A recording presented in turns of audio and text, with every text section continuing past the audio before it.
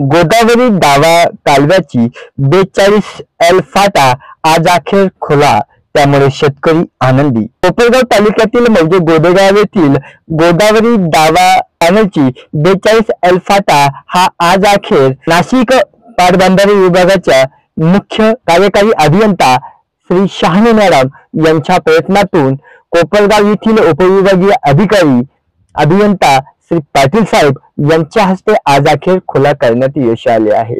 यावेळी शाखा अधिकारी चौधरी तसेच कालवा निरीक्षक रहाणे साहेब हे बहुसंख्येने उपस्थित होते।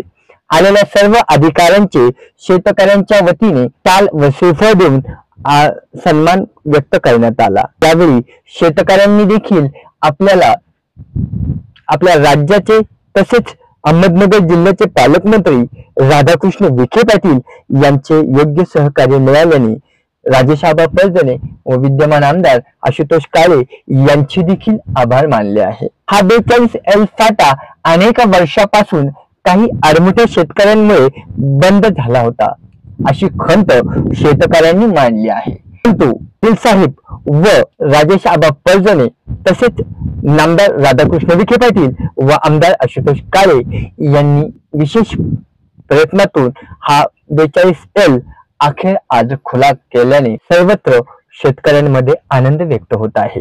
या 42L फाट्याच्या अंतर्गत शेकडो एकर जमीन ही ओलिताखाली येणार असल्याने गोदेगाव व पंचक्रोशीतील शेतकऱ्यांनी प्रशासकीय अधिकारी तालुक्यातील आपल्या सर्व सहकार्य करणाऱ्या लोकांचे या ठिकाणी आभार मानले आहे। या प्रसंगी गोदेगाव येथील भाऊसाहेब भोकरे, आबासाहेब भोकरे, बाळासाहेब भोकरे, बाबासाहेब भोकरे, राजेंद्र भोकरे, भीमराज भोकरे, आप्पासाहेब भोकरे, सुनील भोकरे, नरेंद्र भोकरे, नंदू भोकरे, गोरख भोकरे, गणपत भोकरे, प्रभाकर भोकरे, अण्णासाहेब भोकरे, सुरेश भोकरे, अशोक भोकरे, अजित भोकरे, रुपेश भोकरे, अनिल भोकरे, सागर भोकरे, चिंतामण भोकरे, विशाल भोकरे, उत्कर्ष भोकरे तसेच अनेक शेतकरी लाभार्थी यावेळी बहुसंख्येने उपस्थित होते। आपला महाराष्ट्र न्यूज साठी संपादक अमीन शेख, अहिलानगर।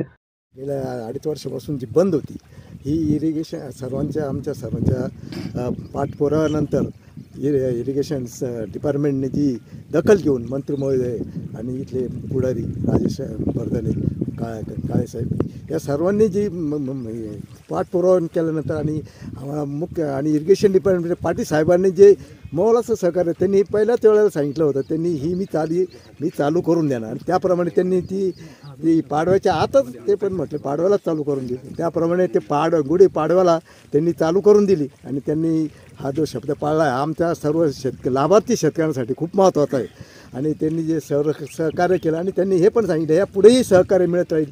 त्याप्रमाणे आता जोपर्यंत पाणी आहे इरिगेशन कॅनलमध्ये किंवा डॅममध्ये तोपर्यंत इथे हे रोटेशन जे होईल तेपर्यंत आम्हाला ते पाणी देणार यात शंका नाही, हे त्यांनी जे सिद्ध करून दिलेलं आहे।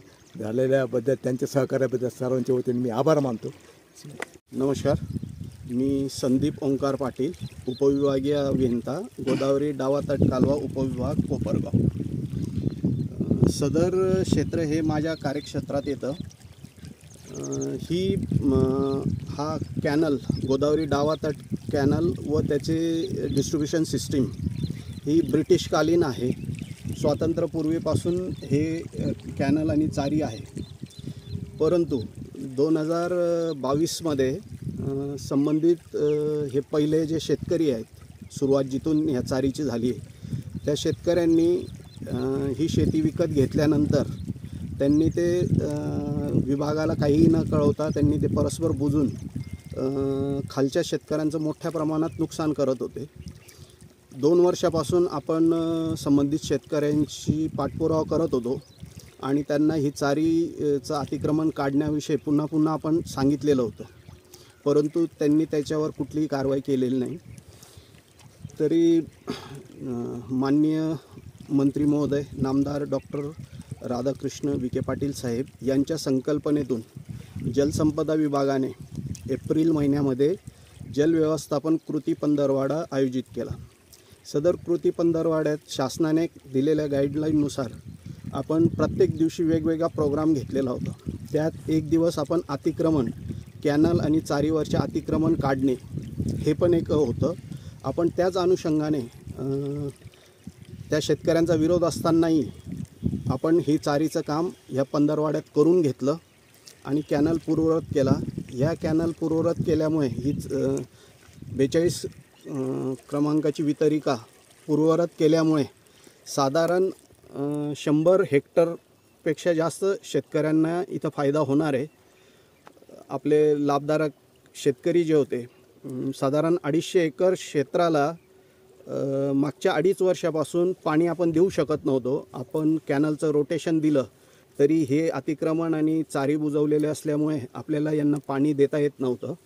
तरी आज मला खूप आनंद वाटतो आहे हे सांगायला की आपण आता ही चारी पूर्ववत करून सर्व शेतकऱ्यांना आता पाणी मिळेल याचं आपण एक त्यांना आश्वासित हे दिलेलं आहे.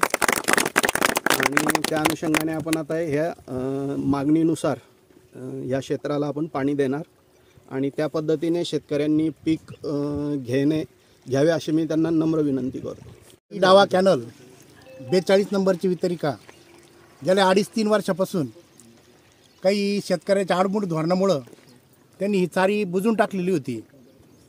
शेतकऱ्यांचं लाखो रुपयांना नुकसान या ठिकाणी झालेलं आहे आणि शेतकऱ्यांनी संबंधित इरिगेशन खात्याकडं माननीय पाटील साहेब असतील, चौधरी साहेब असतील, राणे साहेब असतील आणि शहा मॅडम असतील यांच्या माध्यमातून इरिगेशनकडं सातत्याने पाठपुरावा केल्यामुळं तसेच आपल्या नगर जिल्ह्याचे नामदार माननीय राधाकृष्ण विखे पाटील, राजेसाबा तसेच आशुतोष दादा काळे आमदार यांनी या ठिकाणी वेळोवेळी इरिगेशन संबंधित पाठपुरावा केल्यामुळं शेतकऱ्यांना ही चारी आज खुली झालेली आहे.